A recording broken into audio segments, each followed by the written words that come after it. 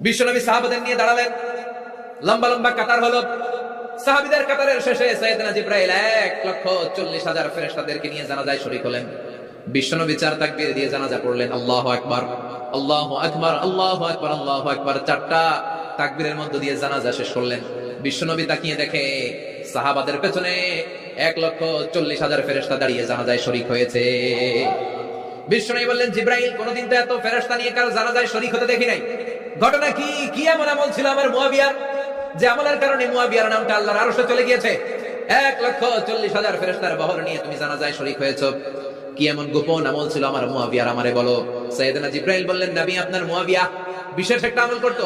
উঠতে বসতে চলতে ফিরতে সব সময় আপনার এই সাহাবী পড়তে থাকতো, কুল হুয়াল্লাহু আহাদ, আল্লাহুস সামাদ, লাম ইয়ালিদ ওয়া লাম ইউলাদ ওয়া লাম ইয়াকুল লাহু কুফুয়ান আহাদ।